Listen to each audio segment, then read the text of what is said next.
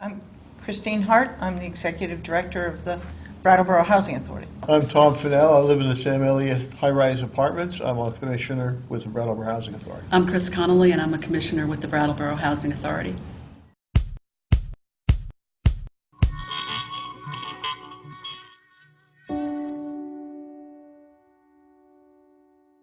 During Tropical Storm Irene, our largest property, which is at Melrose Terrace, consists of 17 buildings, 15 are residential, and 80 apartment homes. Had a significant amount of flooding that came through it, a great amount. We proceeded to immediately start cleaning up and getting apartments ready for our residents to move back into them. We started that about 3 weeks into that work. We found out that we needed permits from the town because of the National Flood Insurance Program, and we then started working with the town to get those permits. At issue now are 5 buildings that are home to 26 of our residents. The town zoning administrator has determined that the cost that we will incur to repair the whole building is greater than 50% of the value of the building, and therefore we either cannot reoccupy the building at all, or if the building is in the floodway fringe, we have to mitigate it for future flooding. And in this case, that would mean lifting the building up 3 feet. These are slab-on-grade brick buildings, right? Picking them up 3 feet is sort of a difficult task. So, in effect, the ruling of the zoning administrator means closing these 5 buildings. And we're going to the Development Review Board with our market appraisal and our cost estimates from our contractor, John Burnell, to make a case that given our market appraisal and John Burnell's estimates, we are below the 50%. So that's, in a nutshell, how we got here and where we are. We're dealing with FEMA. Everybody knows FEMA. And they've got rules and regulations. And we want to abide by them. We have to abide by them. It's not the rules that we're quibbling about, it's the interpretation of the rules, which in this case is the assessed value of the buildings versus the fair market value of the buildings, and the cost of repairs, which initially involves some improvements, if you could call them improvements. Enhancements is probably a better word, because A, they were desirable, B, we had the crews in there, and C, they were recommended, some of them were recommended by the fire department. They were fire mitigation efforts, fire block. There's a term for it. But in any case, these added to the costs of repairs.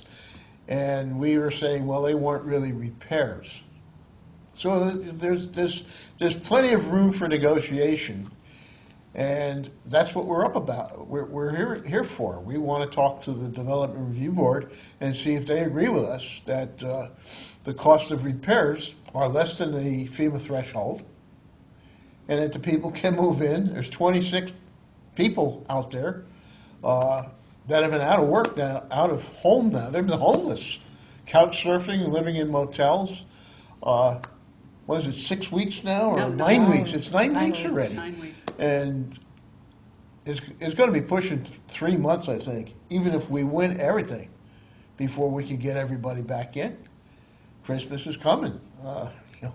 I sure as heck wouldn't want to spend Christmas sleeping on my buddy's couch. That's really what we're up against. It's people versus numbers on a spreadsheet. One of the things that's at issue is the amount of money it's going to take to rehabilitate, to fix the buildings. The first estimate that was given to the town is what the town is trying to go by, and that was done within a couple of days after the flood, and it included things that once they got into the building, they found they didn't have to do. Things like electrical wiring and things of that. The other thing is the buildings, I think it was, 2 days after the flood, an engineering firm Oh, the day after. the day after the flood, an engineering firm came in and judged the buildings to be substantially sound. There's nothing wrong with the buildings themselves. The damage was to the wallboard, basically, and insulation. Some of the floors got a little bit damaged on some of the houses that had more water than others, but that's about it. It's wallboard and insulation. And our main concern isn't the buildings themselves, it's the people. We have 26 people who are elderly and disabled who don't have a home. They lost their community, they've lost anything they have to do with, on top of having the trauma of the flood. Right now, there are people that don't even have places in this area. We have somebody up in Maine, somebody in Minnesota, somebody down in Virginia, and I think there's someone in another state also. These people have lived and worked in Brattleboro and the surrounding towns all of their lives. And it's really tough to have to do this. Chris has had to deal with them one-on-one, and it's been terrible because they need to be home. They need to be in their community. Melrose isn't just a bunch of apartments, it's a community to people. One woman came in and said to Chris, I've been coming in and doing my laundry here, is that okay? Because I want to see my neighbors, I want to see my friends, and it breaks your heart. This is the human face that we're trying to paint on it, because it is a human face. I had an object lesson, miniature object lesson about what some of these people are up against just last week. As I mentioned, I live in Sam Elliott, and we had a fire. And they evacuated everybody. In that lousy 6 or 7 hours, these people experienced a lot of trauma. How about the 9 weeks or the 13 weeks that we're looking at here? And some of these people, they don't know at this point in time whether they're ever going to move back. They don't know that, and that's got to be wearing heavily. Now, Chris, I know, if all is said and done, the Housing Authority and Chris and the other people there will do everything to get them in a place. We want to get them in their place. Right.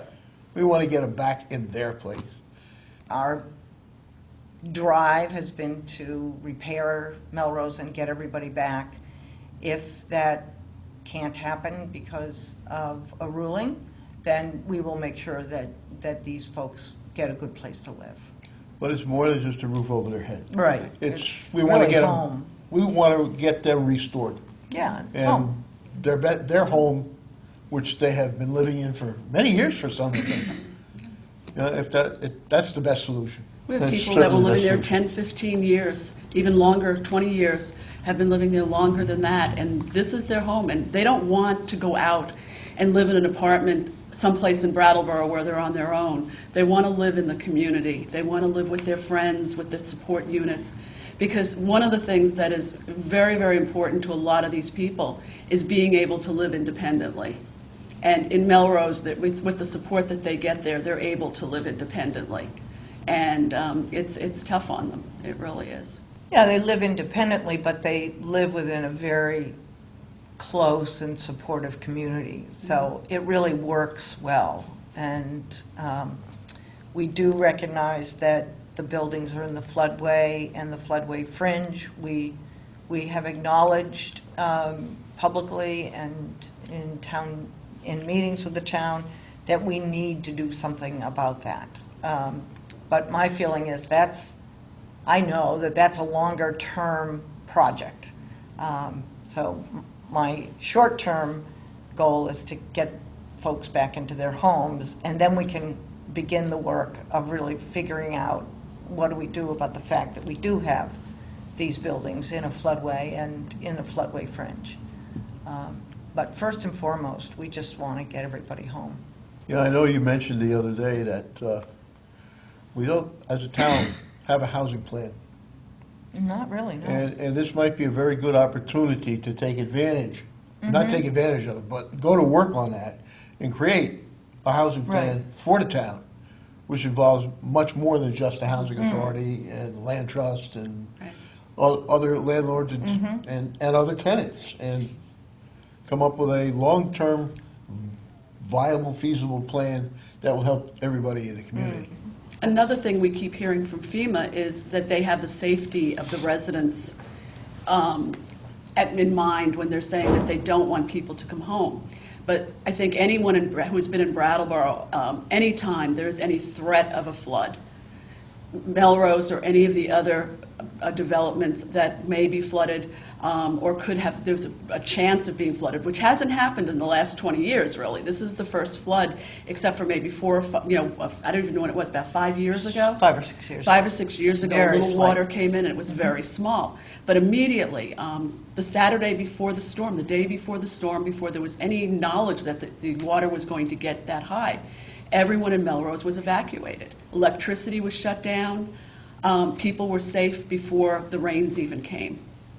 So it's something that is part of the Housing Authority's policy, is to keep, first and foremost, is to keep people safe.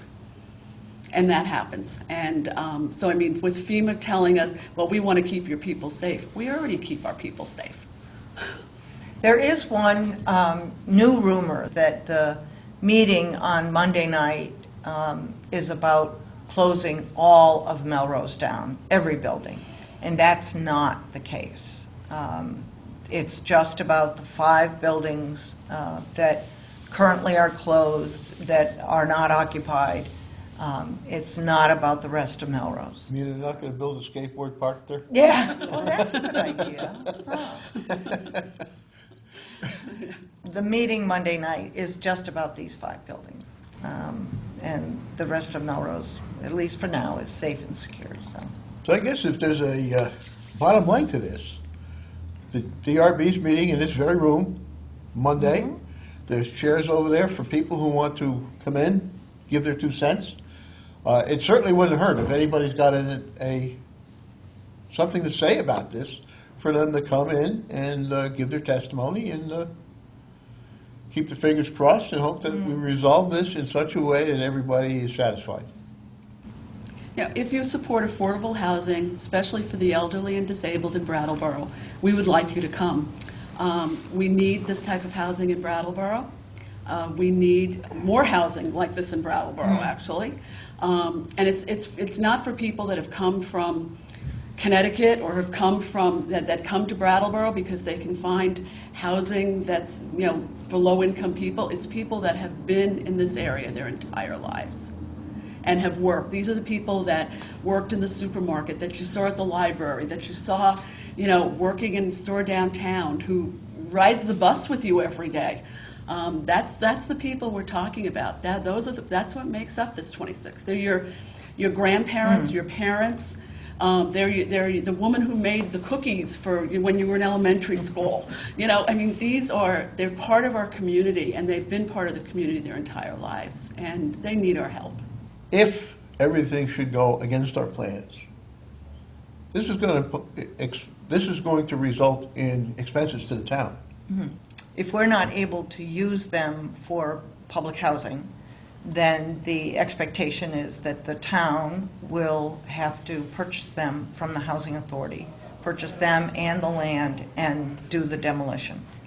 And HUD and the Housing Authority do not expect those buildings to sit vacant on our property for years. And this is kind of a statutory thing? Or? Yeah, it needs to get done. It needs to get done right away because an empty building is a hazard. It's a hazard. So the town it's a very complicated process, and the town will have to go through it. It will need a lot of permits, both from probably the state and the town, and a lot of approvals from HUD.